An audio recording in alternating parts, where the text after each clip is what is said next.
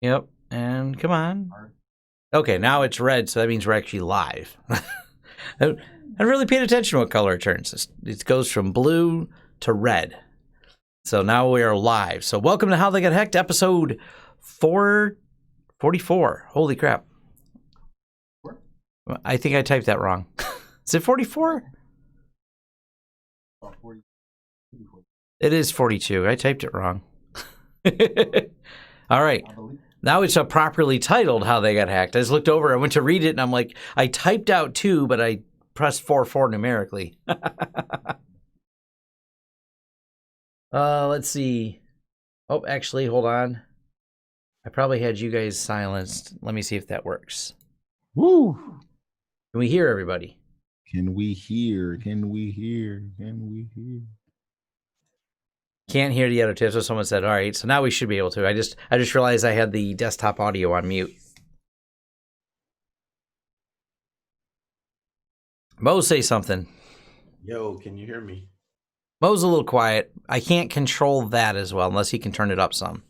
Yes, the speaker. Oh, there we go. Is that it? Yeah. Yep. You got to scoot up some. Oh man, I didn't mean right on it. Yeah, you got to be on the mic. I'm doing a podcast. You don't got to be in the camera. I mean, but it's right there next to the mic. So for we did this for the first time last week. We did a short show. We're gonna start doing more of these live remote. So remote when you're not live, easy. Live remote, well, it turns out we might be good at hacking shit, but we just fumble around this. This is interesting. Yeah, this is. We have to get used to it. Cam girls are ahead of us on this. They probably make more money than we do too. Oh boy. Speaking of, I'm not going to get in that topic. That's off topic.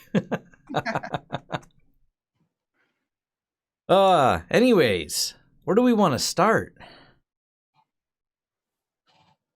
Where do we want to start? It's been a shit show of disasters lately.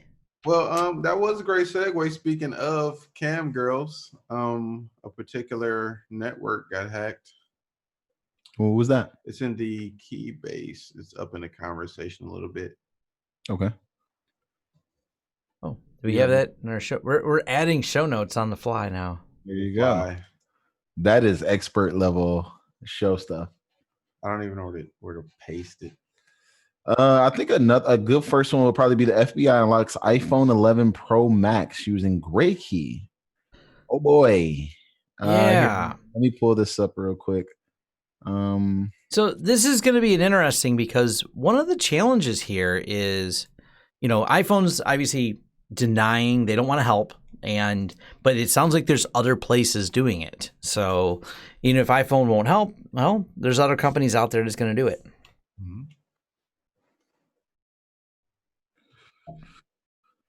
So yeah, this looks like a fairly interesting one. I mean, in the past, we know that iPhone has been, probed at almost nonstop. And one of the things that I like to tell people to do is try and get a profile on your iPhone so that over USB, certain things cannot happen. There's ways that you can go about setting your iPhone up for maximum privacy. And I don't know if Graykey stands up against that or where that is, but I know most of the time if your device is managed by an enterprise profile, a lot of things kind of go out the window for you. But yeah, Graykey is based in the US, which is super interesting because you don't think of like the world's best hackers being in Atlanta, but like Graykey is right down there in Atlanta hanging out, and you can't really be mad at them because they had a great customer in the FBI. And it looks like every time that the FBI has ever unlocked an iPhone, it's been used using Graykey. Actually, it's a product of a company named Grayshift. So this is interesting, but again, this is one of those things that's over, Lightning connector. So there's some type of USB connectivity that's happening. It takes physical access to do it. Access. Yeah. So like if we're talking about immigration customs, well, you've already kind of lost a few rights just from dealing with the feds immediately, even though you should always keep them all. But the moment that they want to go and open up your device, when you're dealing with the feds, that's something that's really trivial for them. So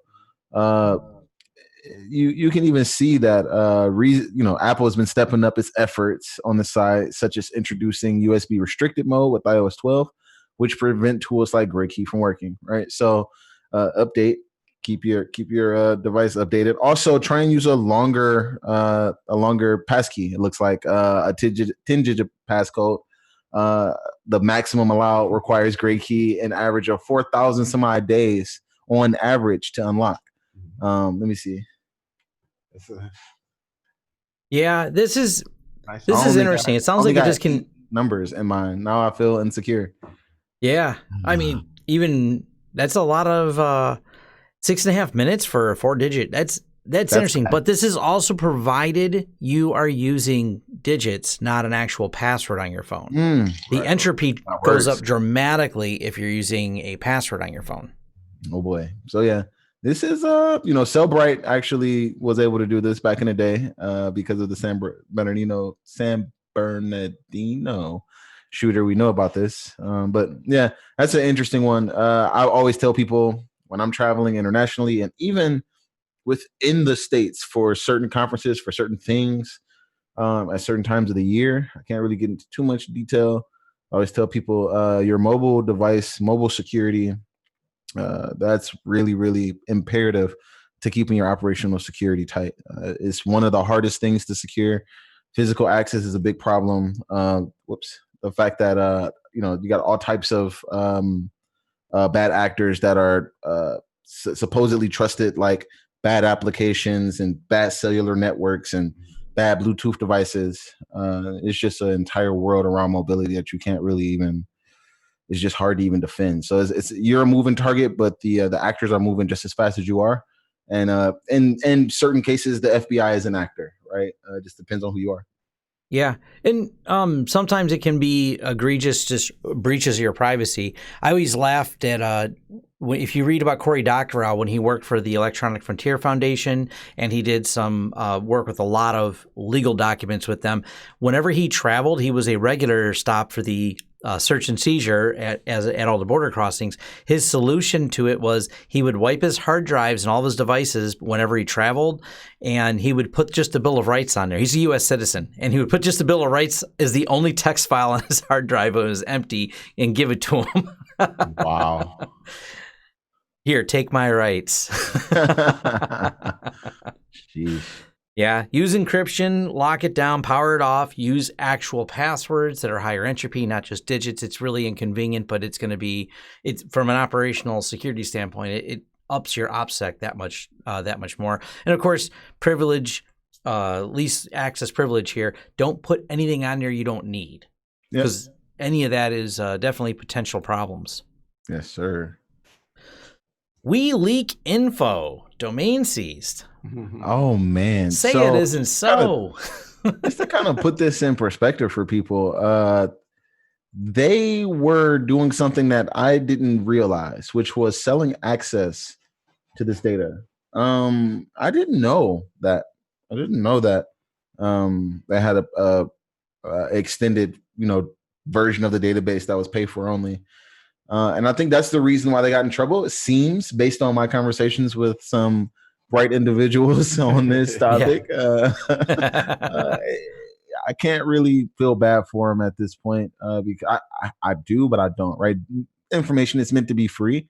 They would have kept it free. Then they probably wouldn't even got in trouble, because it's really hard, as we know from Julian Assange, that when you give things away for free that probably aren't even supposed to be out there, yes, you have to be accused of rape to actually go to jail.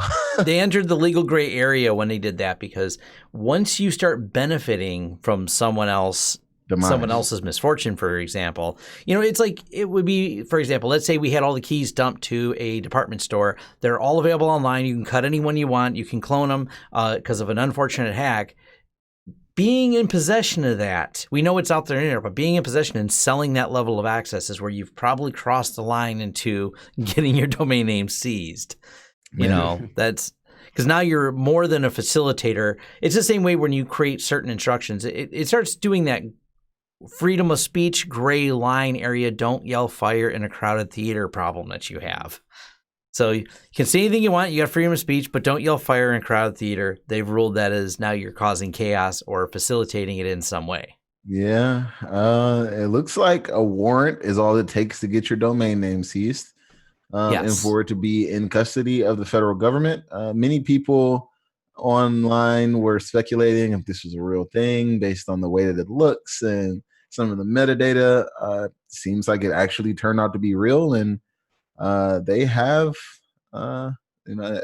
actual some type of charges against these guys here, and I believe two of them are detained, if not arrested. Yep. I'll scroll down, Xavier. I want to point something out that made me suspicious, but I'm wrong.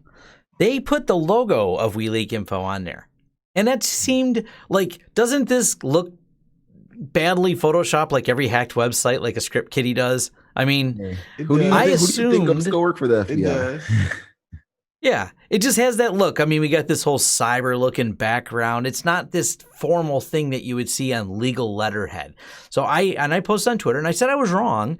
I have no problem admitting that. But to me, I just shocked that this is actually what the domain takedown looks like. It looks script kiddie-ish. Someone made them a nice seizure. Look how many governments are involved in this. So yeah, because the usual takedown picture is much blander. It's like playing the real one looks fake. Oh, yeah, someone said the intern that made this is probably laughing. No doubt. Right. No, there's some government intern who's got his paint shop skills. Yeah, they went a little overboard this time. I mean, we're talking about Netherlands, Germany, UK, US, and Ireland. You're up against some really hardcore people when it comes to cyber. So it doesn't seem like this was something that was even just a local effort. It wasn't even something that was just in the US. It's a global effort. So who knows what was in there that wasn't supposed to be in there? I would like a copy of it. Whoever does know. If any of our friends are watching speak German, the German name in there, my daughter speaks German. I started learning. They just cram all the words together. I wonder what it said Bunder Dinkenspeit, I think. So I want to know what all those words are. When I make something up in Germany, they just take all the words and mash them together. That's why German words are so long. That's how they create like an agency. They don't put any spaces like the cyber agency. We just call it the Bunder Spinken. Just wow. There you go. Yeah. Anyways, definitely super cybery, like someone said there. No doubt about that. I love Germans. Germans are some of my favorite people on this earth. I will be true. I will be. Their language is interesting. My daughter tried teaching me. I'm hopeless when it comes to learning languages. I'm bad enough at English. So. Their entire culture is interesting. Oh, now the Microsoft crypto bug in the NSA. I also have the proof of concepts. If we take a look at both of those, so it's not often that the NSA gets on the phone and rings up Microsoft to be like, "Yo, you should fix this." Found one. The NSA never really admitted whether or not they found it, but they did admit at least they warned Microsoft. So the question becomes, because this is not a new bug, this has been around a while, were they sitting on it and they go, yeah, the shadow brokers are about to go live with this. If we call Microsoft first, we're the good guys. If we call them after, we're the assholes. Uh-huh. I don't know if that's how it went or not. I'll be honest. I think the culture in the NSA is shifting. I feel that way personally. From people I talk to that are former NSA. I think the NSA is a completely different place. I like to think so. There's still a little piece of me. Got a little tinfoil stuck in my hair a little. Real juicy stuff comes at a level higher. And the NSA is just a tool of sort. When the CIA asks for something and the NSA has to get involved, I'm sure that's interesting research work that they have to do. But I think the NSA's entire MO has shifted from when it was enemy of the state hunting Will Smith and how people really think it is, where people are just like sitting on the phone and like listening to you, and operators hacking their ex-girlfriends because they're frustrated. I think that type of behavior has been culled. I am finding less and less of that type of culture just based on their outward stance. I mean, look at the tool that they released. Ghidra is just. I'm fanboying over it because I, for a long time, did not have professional grade tooling to be able to do some of the things that I was interested in, right? Sometimes you actually need professional grade tools to even have a hobby, and they open source something. And that just, in my mind, and now they're giving us bugs. And I have 3 friends that all work for the NSA that I've spent some time with, and they're genuine, great, good hackers, and everything about them. They're very open with knowledge. They even said they even commented on Snowden's book. They're like, that isn't the NSA we went to, and they went there years. They didn't even start there. They spent a couple of years, 4 years in NSA, but it was all post Snowden. And they said one of my mentors actually was ex-NSA. And he's local now, and he was there right out of college, one of those brainiac kind of guys. And he won't even comment on what the NSA was like. We don't even. It is so secretive that we don't even talk about it. And, I think that there is, like you just said, there's some people post Snowden that are even willing to talk about it. I think it's different now. It is different for sure. I could see myself working for the NSA. Why not? Well, and I think one of the things that's important to note is cyber attacks are another weapon in there. We have escalations with any other countries. If they have a cyber capabilities or abilities to attack us, the government needs to defend us, and the military is not quite caught up to the task. They're more of a physical defense. I know that they are working hard on building up their cyber abilities, but the NSA's been there. So I think that's where, they're going to have to step up because it does matter deeply to the U.S. whether or not we're attacked, whether or not these things do it.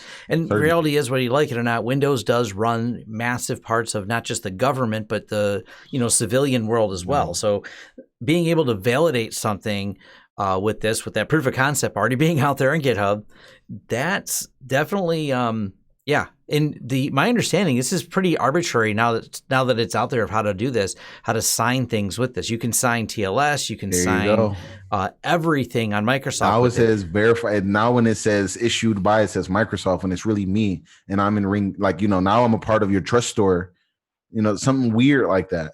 Or your Mac doesn't pop off and say unidentified developer. We stopped blah blah blah from installing. It just goes, oh, it's Microsoft installing another thing. There's no big deal. Yep. Something I'll note. So this just came in Patch Tuesday. The last Patch Tuesday patched this.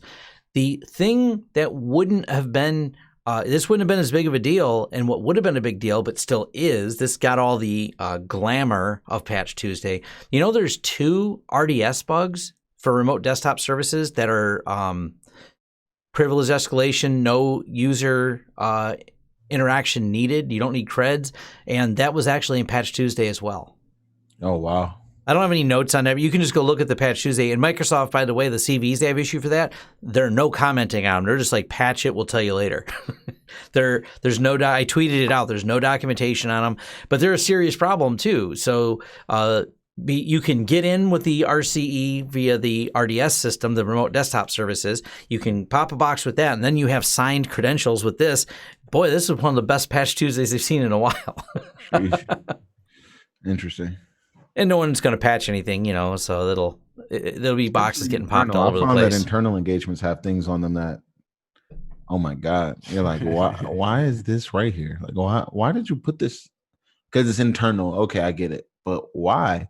When you have this thing that's sitting right next to it, that's vulnerable, and you've opened up the port to that thing, like all I got to do is pwn that thing, and then do reverse DNS and figure out what's popping on your local LAN because you have private DNS, and boom, next thing you know, I've pwned your entire network because I can see everything, internally because I got a host on the edge that I've pwned.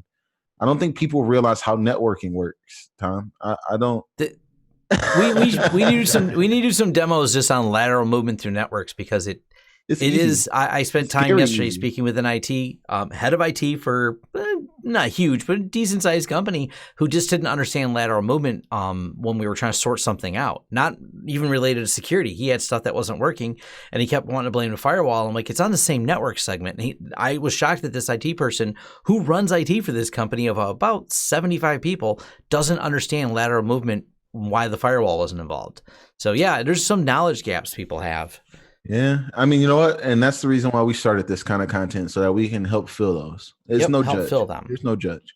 Exactly. It's not judging. It's a matter of here's the gap you have. Fill the gap. Let's help you. Yeah, exactly. It's the people who are proud of their ignorance that always bother me. Things, like if we solve your knowledge gap on networking, Lord knows what other cool actual problem you have in your environment that you could lead us to, because we aren't like stuck on your little small, /24/36 map. True. Nevertheless, it looks like beyond just Microsoft reaching out to the world and saying patch this, the NSA actually decided to go out of its way to notify us, and I think that goes to show you the criticality of this. The NSA actually made an alert itself. Usually the FBI, InfraGard, those types of alerts come out almost nonstop. It's numbing.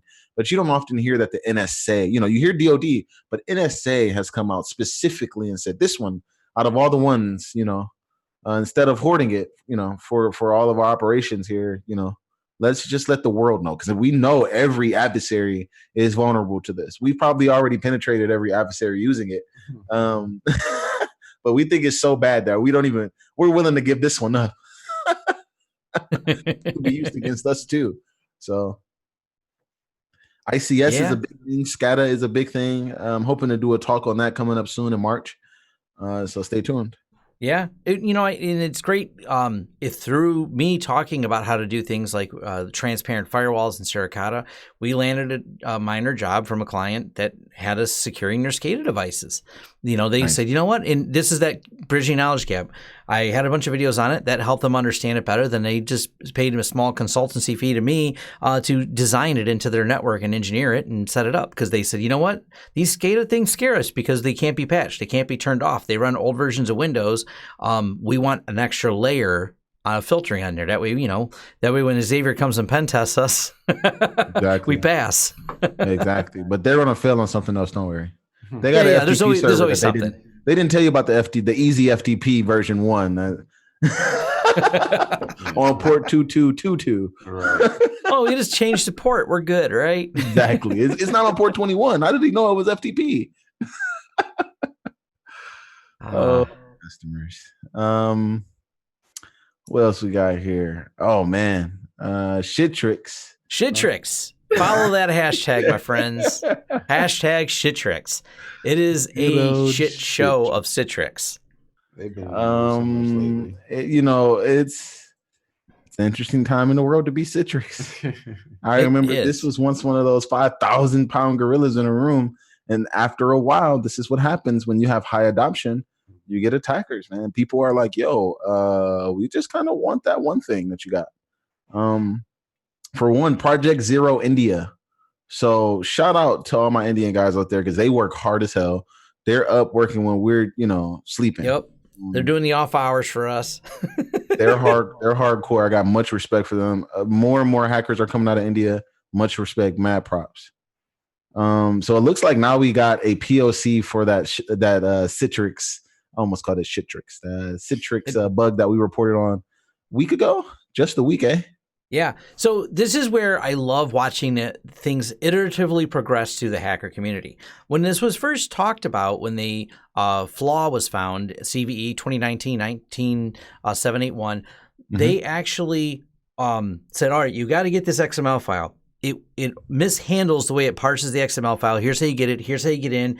Here's how you upload the file. Someone said, I can do it without uploading the file. Here's how. And someone else goes, hey, I can even attach another string to this so we can do it all in one step. And that's how this was born. And it became, like you said, trivial.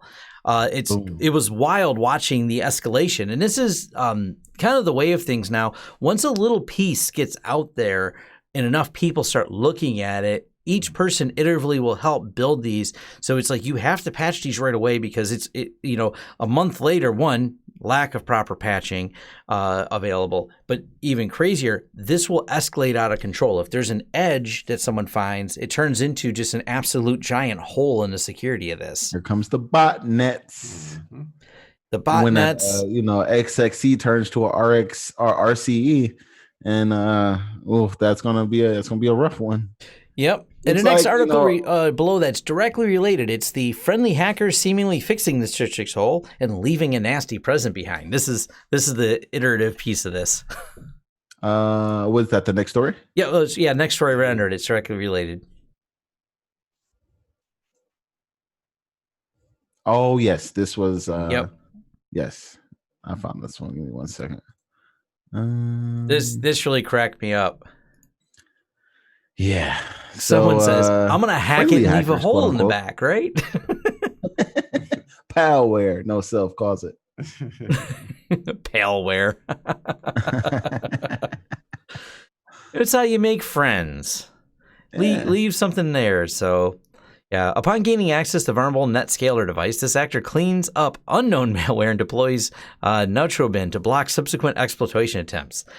That's neat. This is not the first time we've seen this done. There's been a few other times where botnets kick out other botnets, but then also patch so another botnet can't kick them out again. Yeah. But let's be honest. This is still hacking. Yes. This is unauthorized access. Oh, this isn't legal.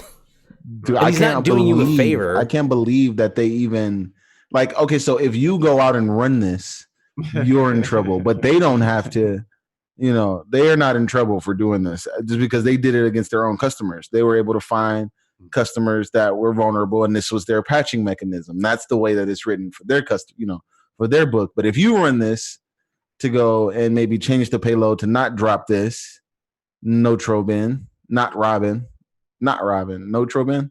I don't know. Which one is it? Not Robin? Yeah, not Robin. That sounds right. Not Robin. Man, that's interesting. I don't know. If you replace not Robin with, I don't know, crypto miner, 313, then it's probably a bad time. Well, and generally these NetScaler devices are going to be more powerful, higher end systems. So, maybe they're waiting for cryptocurrency prices to be worthwhile because you fly on the radar, you leave your backdoor persistence, and then you go, hey, crypto's up, money's up on that, so let's dig into it. Interesting. Yeah, it's interesting times we live in, and watching that just, and if you follow the hashtag Citrix, there is so many good posts on Twitter about all the different proof of concepts, all the different things people are playing with on it. And if you're not familiar with the enterprise market, Citrix is a massive company, and that stuff is used everywhere. You won't including find it. At a mortgage company that maybe we've heard of because they're maybe in an area. They rely on it heavily. Hopefully they patch heavily too. Oh, they don't. Yeah. StockX. I will admit since we broke the StockX news, or we didn't break it, it was the StockX news broke. We talked about it like a few months ago. A little fly on the wall told me things have changed top to bottom there. They suddenly have a great concern for things that they didn't have previously.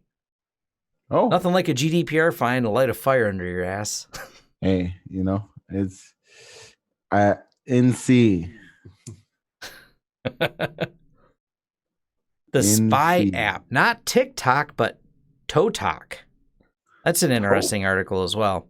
ToTok. Now, no, not TikTok. This is ToTok. No, not TokTok or TikTok. ToTok. There's only one case. So I think it's just ToTok. Oh my God, I'm running out of complimentary articles, guys.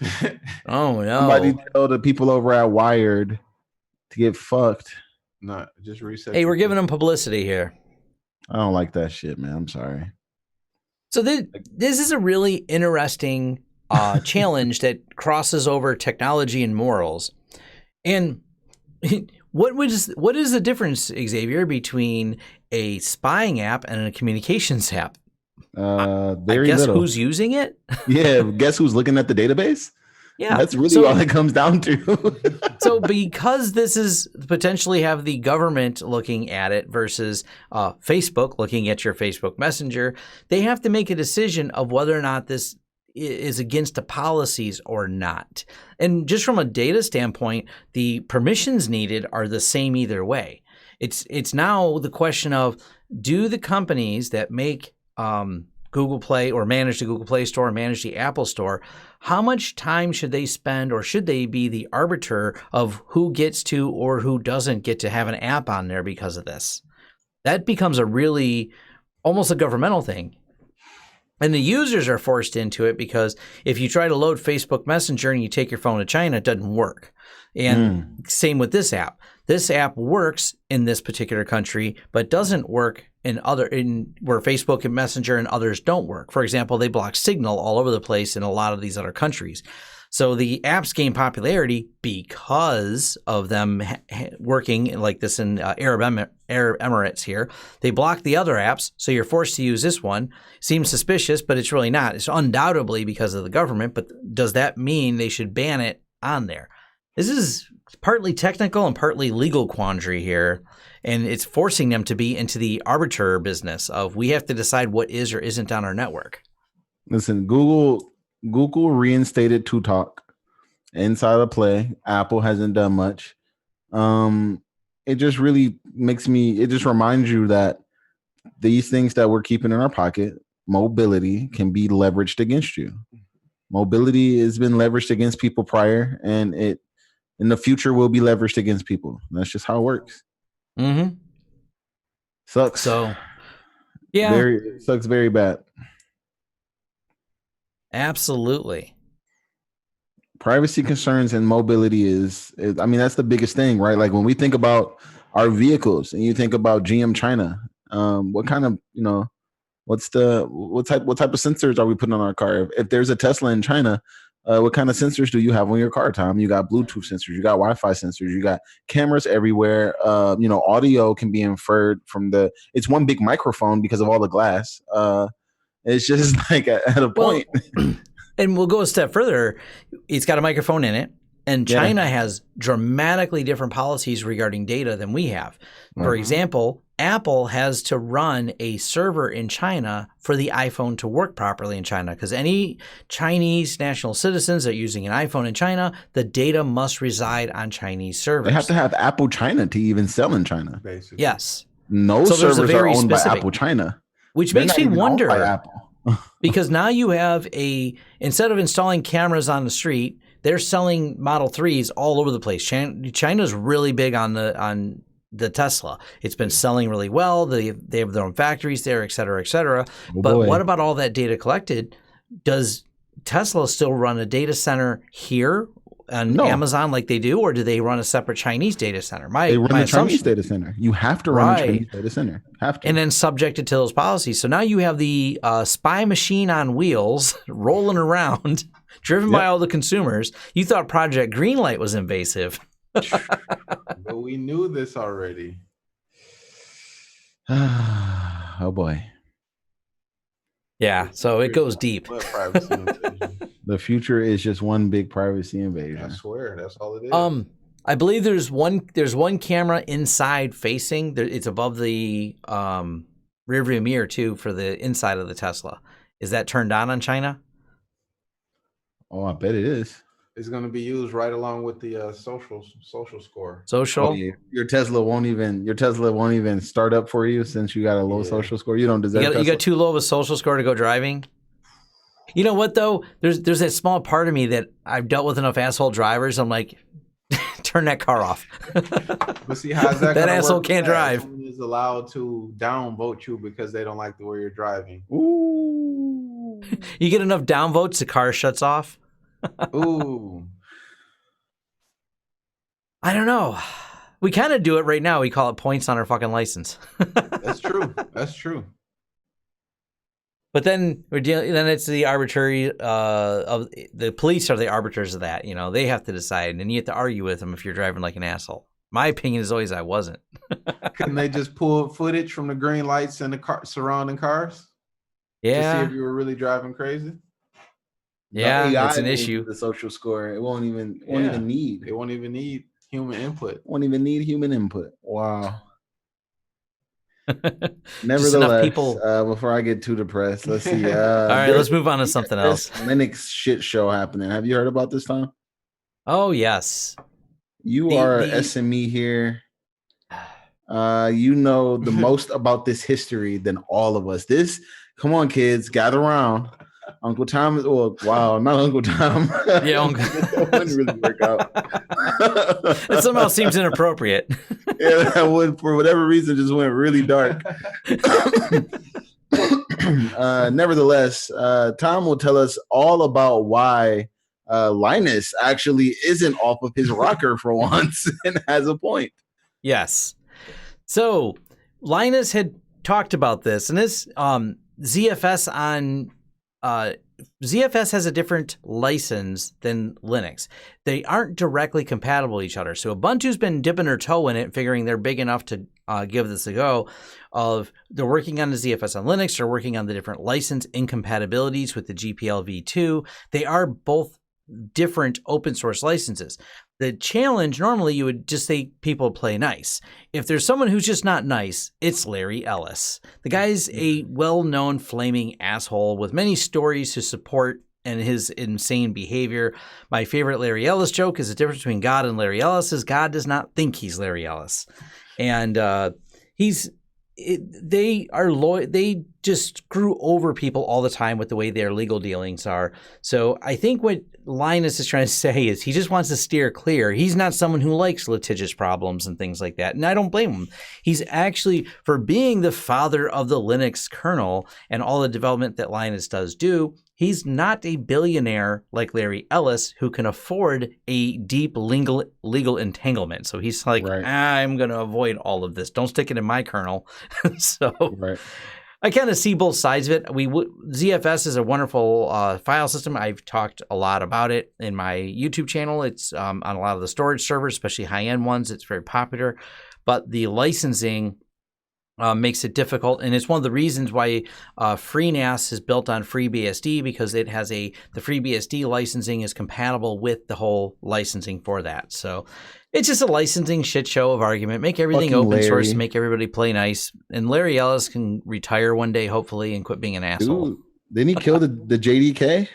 He fucked it up, didn't he, for Java devs? Oh yeah, they have to use Open JDK now. They can't use the official Java JDK because if you do that, then now you're subject to the license of the official Java JDK.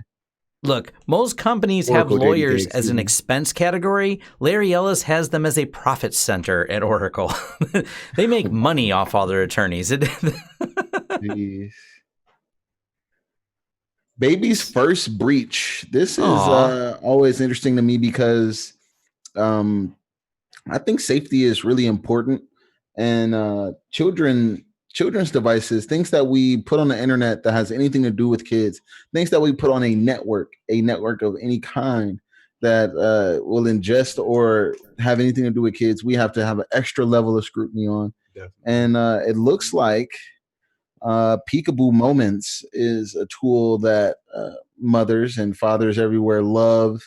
But they have been uploading images of their beautiful newborns too. And it looks like Peekaboo Moments has a database that has been compromised, if not left open to the world with some sort of vulnerability. And this database is full of links to pictures of babies, which if these were pictures of puppies would be less creepy.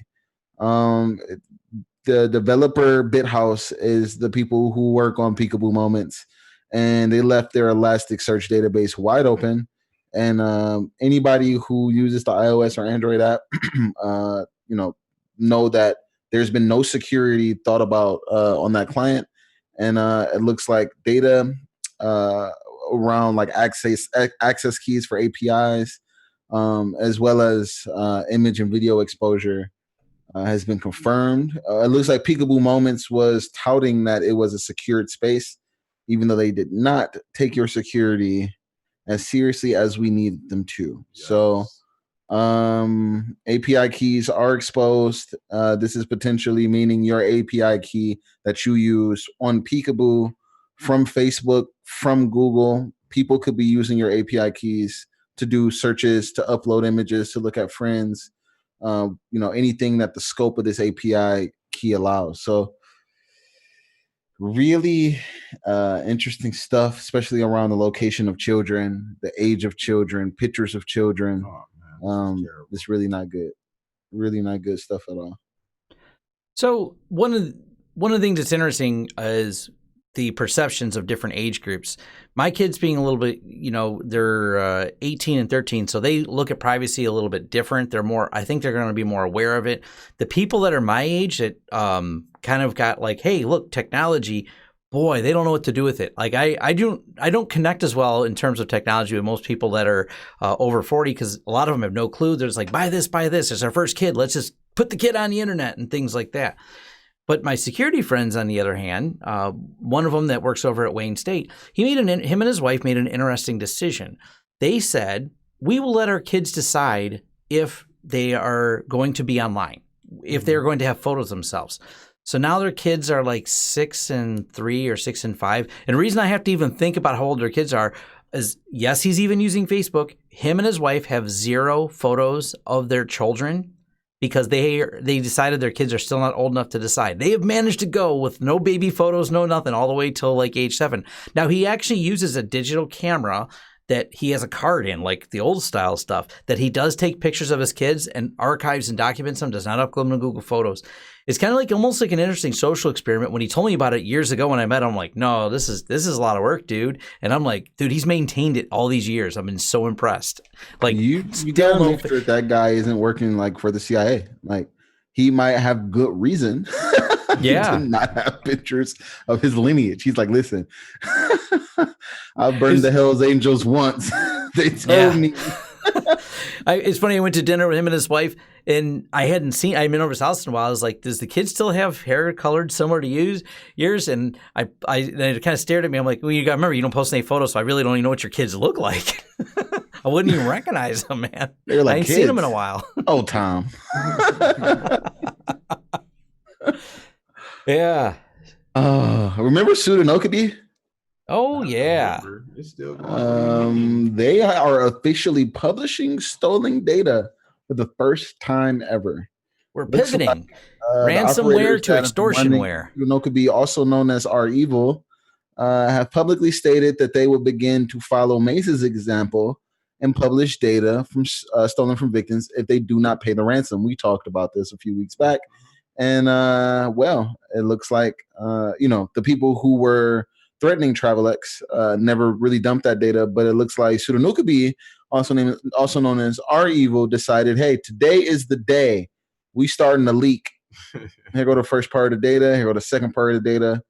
And they're starting to dump data out on the internet. This is the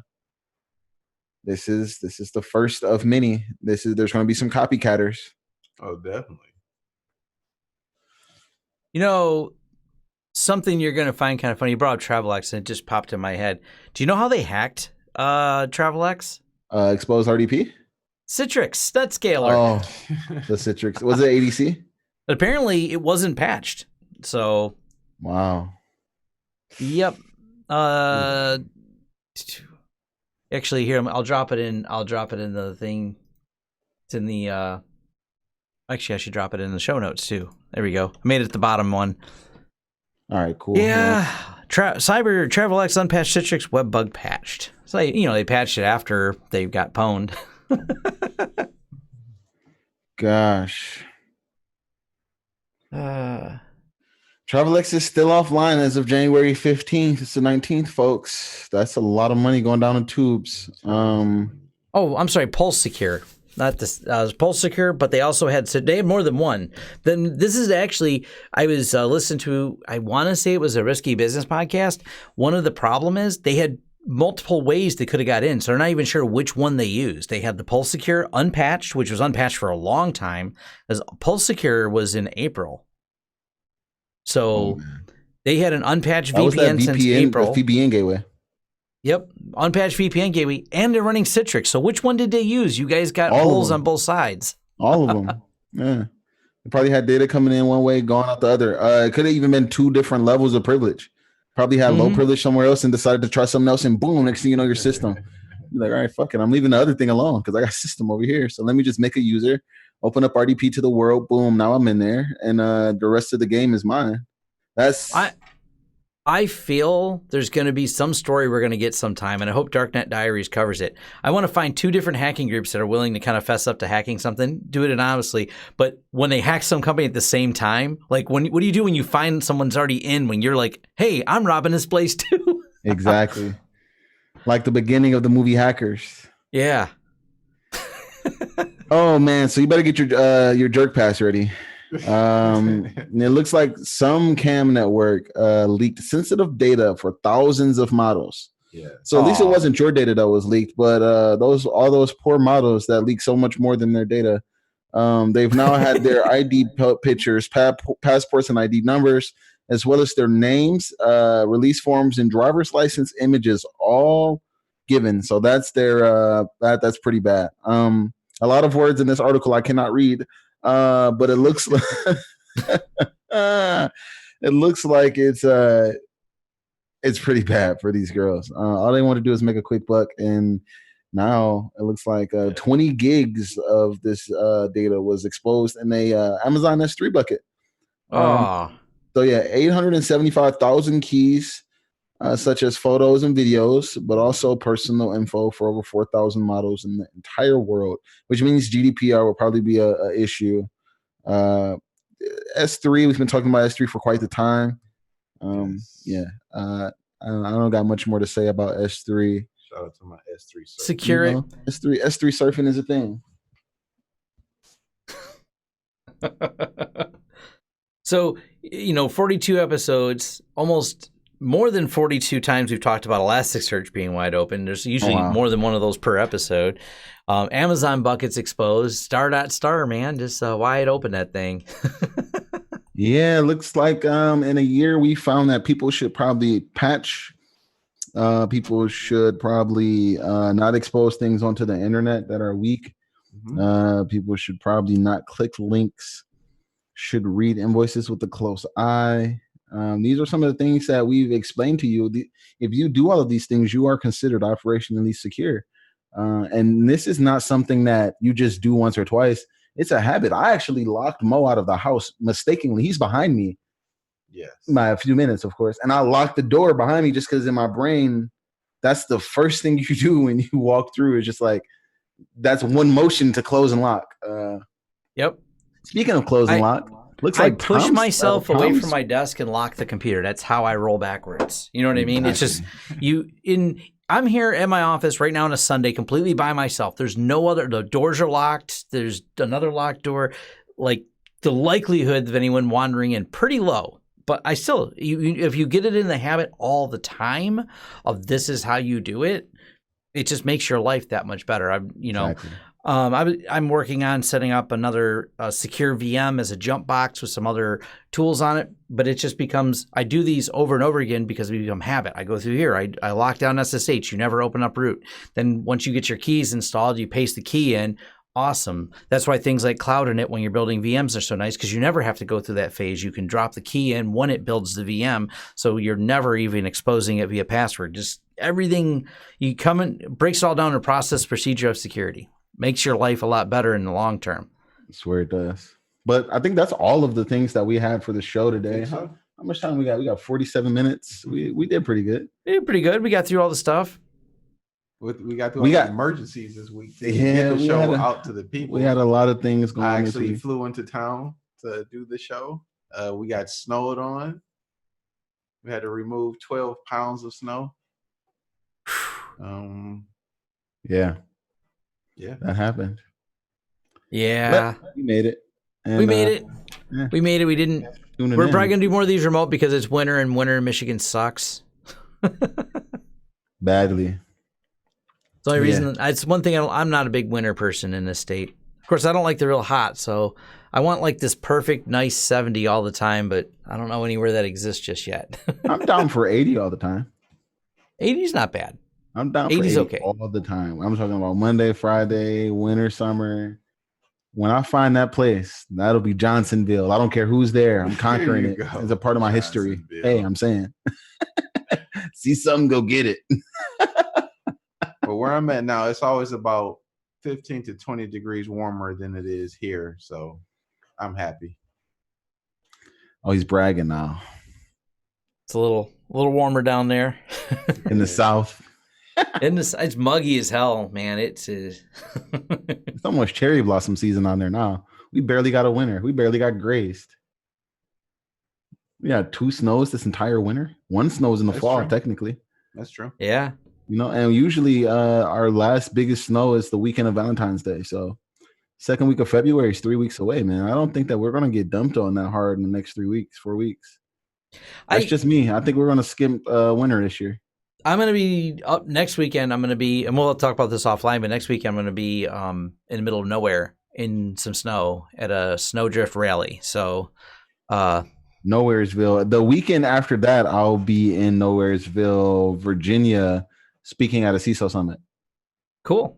So we may not have content for you guys for the next 2 weeks. We'll see what we can do. Maybe we'll bring it to you early. Yeah, bring it to you early. We can still go live. We'll just record it. Audience, let us know. I look over this way, audience, because this is my audience screen. That's right. I see all the chat and everything else, but let us know. But maybe we would love to establish a pattern. The problem is getting 3 people into a pattern where none of us ever have a conflict is difficult. But there's plenty of people watching this post after it being posted. That's the joy of YouTube. Certainly.